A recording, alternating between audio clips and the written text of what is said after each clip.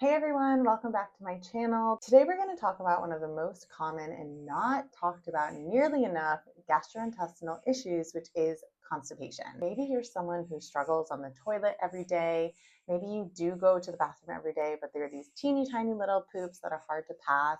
Maybe you don't go to the bathroom for days at a time, maybe even a week. I've seen it all in my practice. So if any of these describe you, you are in the right place because it's super important to understand why you're so constipated in the first place. So today we're going to talk about what those root causes are of constipation. Now, I wish it was as easy as just increasing your water and increasing your fiber. Yes, those two things are super important, but unfortunately, it's typically much more complex than that, especially if you're someone who's struggled with constipation for years, maybe decades, maybe even your whole life. If you don't know me, my name's Leah Barrick. I'm a functional gut health nutritionist that specializes in helping women get rid of constipation and bloat for good. So let's dive into what those root causes of constipation are so you can uncover the root cause, fix it, and have amazing daily bowel movements every day that are easy to pass and that you don't have to stress about. The first root cause of constipation is low stomach acid. Now, our stomachs should be very acidic environments. This is really important to help us break down food. It also signals to the rest of our body, our pancreas and our liver, to release enzymes and bile that also help break down our food. So if we don't have enough stomach acid or it's not acidic enough, this can slow down the whole process of digestion. And this slowing down decreases how quickly food moves through your digestive tract. So it makes sense that this would cause things to move more slowly, and that can increase constipation. Now, unfortunately, once you are constipated, that actually releases excess gas in your system, methane gas, which also contributes to constipation. So it's a vicious cycle. So we really want to make sure that if you are struggling with low stomach acid, you fix that and you get your stomach acid to optimal levels and optimal acidity so that you can actually properly break down your food, signal to your pancreas to release the digestive enzymes it needs to release, signal to your liver and gallbladder that it needs to release bile to break down those fats. If you struggle with a lot of bloating as well, this is another root cause of bloating. So constipation and bloat typically go hand in hand. Now, if you are struggling with low stomach acid, some things you can do are to make sure that you're eating slowly and mindfully. Also, avoiding large amount of liquids with meals can be helpful because sometimes with large amounts of liquids, it can dilute your stomach acid. And lastly, taking digestive bitters before meals or taking apple cider vinegar just before or with meals can naturally help elevate the acid in the stomach and help break down food. Now, I wouldn't recommend just supplementing with hydrochloric acid because if you have issues in your GI tract, so let's say you have ulcers in your stomach that you don't know about, or you have infections like H. pylori, these kinds of things can be contraindicated with supplementing with acid. So I definitely wouldn't recommend that unless you're working under a healthcare practitioner. You also need to make sure that you actually have the nutrients and the minerals in your body to support the creation of stomach acid. So that's another important one I work on with my clients. The second major cause of constipation is low pancreatic output. Now, what this means is that your pancreas, when you eat, typically is creating these digestive enzymes that break down your food for you. Now, in an ideal world, your pancreas is releasing enough of these enzymes to properly break down your food and keep things moving through your digestive tract. However, what often happens is that people aren't producing enough of these enzymes for the foods they're eating. And similar to the stomach acid, this can lead to food not being properly broken down, which then slows down the movement through the digestive tract, contributing to constipation. Now, you need these enzymes to break down fat, protein, and carbohydrates. It's really important for the entire digestive process. You may have low stomach acid because of stress, because of nutrient deficiencies, or because you're not getting the signals from your stomach. So going back to the low stomach acid, if you don't have enough stomach acid, it's not going to actually signal to your pancreas to create enough of these enzymes. So we want to start from the top and go down. That's why we started with stomach acid. but also really important to have enough of these pancreatic enzymes to actually break down your food. Now, some of the things you can do to address this, if this is part of the issue with your constipation, is to really, again, focus on first that stomach acid. So we need adequate stomach acid to actually trigger to the pancreas to release those enzymes. Also, stress is a really big one for this. So we want to work on nervous system regulation, making sure we're eating our meals slowly, mindfully, not in a stressed out environment. And then we can also use certain supplementation that is actual enzymes. So it's the same enzymes that your body would produce. And when you take it in supplement form, it's basically just giving your body a little bit extra support to kind of break down those foods while you work on everything else happening in the gut. And those can be really supportive. The third root cause of constipation is gut dysbiosis. Now, what this means is that in our guts, we have a whole microbiome of trillions of bacteria that are living down there. And these bacteria are both beneficial and some are less beneficial. However, it's important that we have a balance where we have enough of the good bacteria and not so many of the bad bacteria that are going to cause issues. However, if we have too many of the bad bacteria, not enough of the good bacteria to protect us, then this can cause microbiome imbalances or gut dysbiosis. Now, if our bacteria is imbalanced in our gut, this alone can contribute to constipation. It can slow motility, it can cause bloating, all of these things that we don't want. So we need to make sure that our gut microbiome is balanced. We need to make sure that we have enough of the beneficial bacteria, not too many of the pathogenic or bad bacteria, and these two are in balance. There's also things like parasites, yeast, and other organisms living in the gut that we need to make sure are in check. So the best way to really know what's happening in your gut microbiome on this very small microscopic level is to actually do functional medicine stool testing, where we do a test and we get a clear picture of everything happening in the gut. This is something I do with my clients. It also tells us how your digestion is as well. But this really helps us know if we need to do some kind of protocol to help bring those bacteria back into balance. But if you're not doing a test, some of the things you can think about are to have a very diverse diet. So we want to be eating a lot of different plant foods every single day. Aiming for about 30 different plant foods every single week is a great target. Now, this is fruits, vegetables, whole grains, legumes, nuts, and seeds. Herbs and spices are also great to add in for this, but that helps ensure that we have a very diverse microbiome. And a diverse microbiome is the hallmark of a healthy microbiome. So if you're struggling with constipation, it's very likely that you have some kind of imbalance in your gut that needs to be addressed. Another thing you can think about when it comes to improving the gut microbiome is increasing your intake of polyphenol-rich foods. These are things like blackberries, blueberries, dark chocolate, and green tea. The next root cause of constipation is one of the most important ones, and this is stress and nervous system dysregulation. Stress alone can shut down our digestive tract, and it can slow motility. For some people, it increases motility. You know who you are if that's you. But for many of us who have struggled with constipation, it does the opposite, and it slows everything down. It slows down digestion. It slows down your release of enzymes to break down the food. It makes your stomach less acidic. So all of these things that we're talking about that are super important to have in check for optimal digestion and motility, which is movement of food through the digestive tract, basically gets slowed down and shut down when we're stressed. So it's super important to address stress and address the nervous system. Stress as well can actually increase leaky gut or intestinal permeability, which can trigger inflammation and food sensitivities in the gut as well. And this is why many people get really constipated when they've got a stressful work event or travel or something really stressful in their lives happen. They often notice the constipation gets worse. Maybe they also get more bloated. And the reason for this, again, is because our gut has its own nervous system. It's called the enteric nervous system, and it's very sensitive to these stressors. And when we're stressed, our body's put into this sympathetic state, which is this fight or flight state, rather than the state we want to be in, which is a parasympathetic rest and digest state.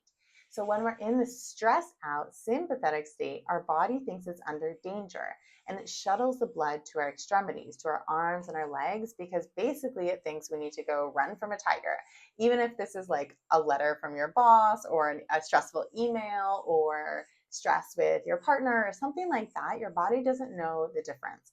So we're not having that blood flow going into our digestive tract, and that is contributing to issues because we need blood flow there to have it moving optimally. So really important to address stress. Stress reduction doesn't have to be some big fancy thing. It can be as little as starting to fold in some deeper breaths throughout the day. Also doing things like gentle yoga, taking a break during work to go walk for 5 or 10 minutes around the block and get some sunlight. And it can also be stimulating your vagus nerve. So this could be humming, gargling, singing, anything like that stimulates the vagus nerve, which helps kick us into that parasympathetic nervous system state. The next root cause of constipation is not having a rhythm or routine. Now, our bowels and our bodies love routine, and they love when we wake up at the same time every day, we eat at the same time every day, we go to sleep at the same time every day. But most people's lives do not look like this. And when we are prone to constipation, if you do not have at least some semblance of routine in your life, this can be really difficult and slow down your bowels. So what I work on with a lot of my clients is really establishing that morning routine, because most of us have a little bit of freedom and flexibility in our morning, even if it means we have to wake up 10 minutes earlier.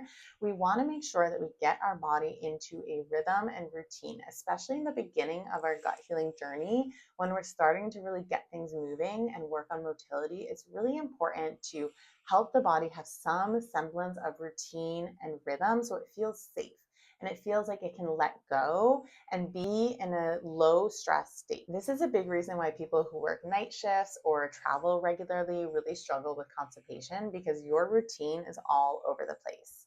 Now, some things you can do to help with this are to eat at consistent meal times, have a consistent wake time and bedtime, and start to fold in some of these routines so that your body can start to get on a rhythm. The next root cause of constipation is not enough fiber. Now, this one comes with some caveats, because oftentimes if we have slow motility, if we have gut dysbiosis, if we have issues breaking down our food, all of these will make it so that if we increase our fiber, we're going to be miserable. It's not going to work. We're going to get bloated and probably more backed up.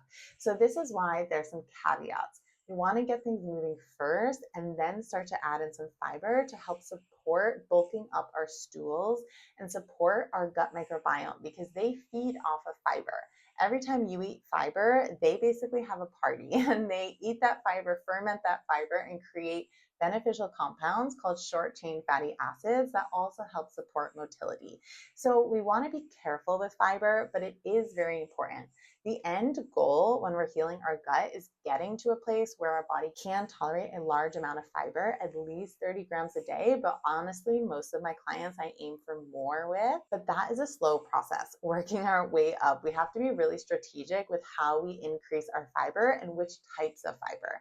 But making sure you're eating enough fiber every day will help keep your bowels in a good rhythm. You want to make sure that you're getting a combination of soluble fiber and insoluble fiber. Soluble fiber basically pulls water in and softens the stool, and insoluble fiber, just like it sounds like, is not soluble, so it bulks up the stool. So having a nice balance of those two is what really helps move bowel movements along so that they're easy to pass and they pull water through them adequately. If you're fiber sensitive, start slow and slowly work your way up. Make sure you're also drinking a lot of water when you increase fiber as well. If you don't do this, it can actually make you more constipated. The next root cause of constipation is dehydration. Now, this alone, if you've been struggling with chronic constipation for a really long time, years, decades, probably isn't going to fix the issue. However, it is still absolutely necessary that you are drinking enough water to move things along. Now, this is important because your stool needs to pull water into it to actually soften and help it move along your gastrointestinal tract. We want to make sure we're drinking water throughout the day. I typically tell my clients to aim for a bare minimum of half their body weight in ounces per day, but honestly, more is typically better when it comes to this. You also want to make sure that you're hydrating throughout the day. You're not just chugging a bunch of water at one point in the day and then not drinking for hours. You want to ideally be drinking throughout the day. The next root cause of constipation is low mineral status. Now, a lot of people have heard of magnesium for constipation, but not so much is talked about when it comes to potassium. So both of these are really important in addition to other minerals as well. But these two are really helpful for constipation because potassium helps move things along. It helps with peristalsis, which is basically the wave-like movement that your intestines make to help move the stool through your digestive tract. Magnesium works a couple of different ways depending on the type that you're using or taking. Magnesium glycinate helps relax the muscles. So if you've got a lot of tension in your gut, this can be helpful to relax it. Other types of magnesium, like magnesium citrate or oxide, actually help pull more water into the intestines. So that's why, depending on your type of constipation, it's important to know which magnesium is most helpful and to make sure that you're getting enough potassium in your diet to help with that peristalsis or movement through the digestive tract. So what I recommend is food first for this as a starting place. Make sure to include magnesium-rich foods in your diet and potassium-rich foods as well. Most people are not getting enough of either of these foods. So for the potassium, you can think about bananas, avocados, potatoes. For magnesium, you can think about nuts and seeds, legumes, dark chocolate. All of these are great to increase magnesium and potassium in your diet. The next root cause of constipation is hypothyroidism, or low thyroid function. Now, your thyroid is this butterfly-shaped organ in your neck, right about in this area, and it's basically your body's thermostat. It sets the pace for everything, including your digestion. When thyroid function is low, it will cause slow motility. You also may notice things like feeling cold, maybe even depression, feeling like you're gaining weight, feeling tired, and hair thinning. Also, if you notice thinning in the outside third corner of your eyebrows, that's typically a sign of hypothyroidism. The only way to know if this is you is to get your testing done. Now, conventional testing often misses low thyroid function, and so it's important to get a full thyroid panel and look at optimal ranges versus conventional ranges, because sometimes people can have low-end hypothyroidism or low thyroid. Their doctor says they're fine, but in reality, it's not an actual optimal number for their thyroid to be functioning at. So really important you work with a practitioner who understands this, because this could be contributing to your slow motility and constipation. If you do have low thyroid function, you can support thyroid health with nutrition, stress management, lifestyle interventions, and sometimes even medication. The next root cause of constipation is hormonal imbalances or hormonal changes. Now, if you are a cycling woman, you may have noticed that in the second half of your cycle, often right before your period, you may get more constipated.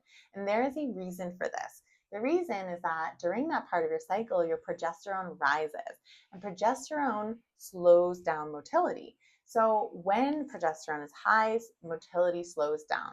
This is also why once at the end of your cycle, right before you get your period, your bleed, and those hormones drop, sometimes women actually then get diarrhea because of this drastic drop in progesterone. So hormonal changes can definitely alter bowel movements, and so it's important to make sure that you're living a hormone balancing lifestyle. These are things like balancing blood sugar, making sure you're avoiding excess plastics or exposure to estrogen disruptors in your environment, making sure you're eating enough in general and also enough protein, decreasing stress, and also making sure your gut health is in a good place. This is also why during pregnancy, so many women struggle with constipation, because progesterone is so high during pregnancy that it can really slow things down. The next root cause of constipation are actually medications. So you may be taking medications or even supplements and not even realize that it's slowing down your motility and contributing to your constipation.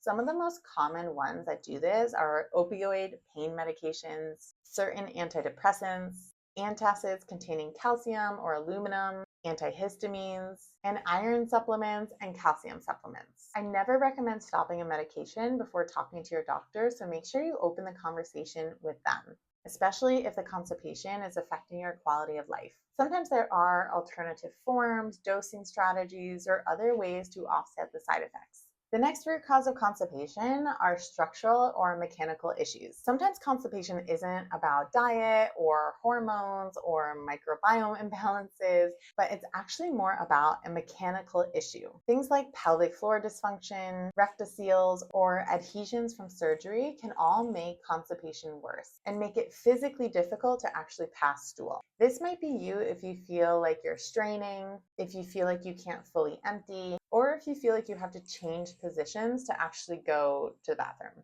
In these cases, pelvic floor therapy can be super helpful. I work with clients who are both doing pelvic floor therapy and are working on the nutrition side of things to really give them a full supportive approach to managing their constipation. Last but not least, the last cause of constipation is a sedentary lifestyle.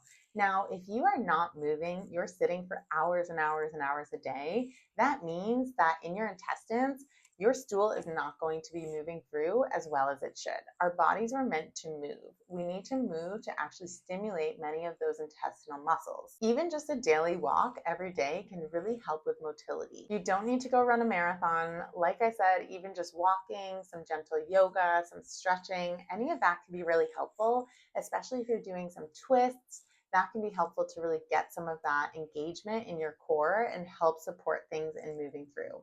Now, these are some of the most common causes of constipation. There are even more, honestly, but I don't want this video to be too long. And the truth is that for most people, it's more than one of these. Most of my clients have at least 3 or 4 of these things going on, if not more. And it's really important to address all of them so that you can get to the root cause of why you're so constipated in the first place and fix the issue for good. So it's not just a band-aid solution. If you've been struggling with constipation for a long time, the key is to figure out which of these issues is most influencing your constipation and then addressing them step by step. Having a clear plan to follow is so helpful. And you don't have to do this alone. Honestly, working with a practitioner makes this process so much easier, faster, and more effective.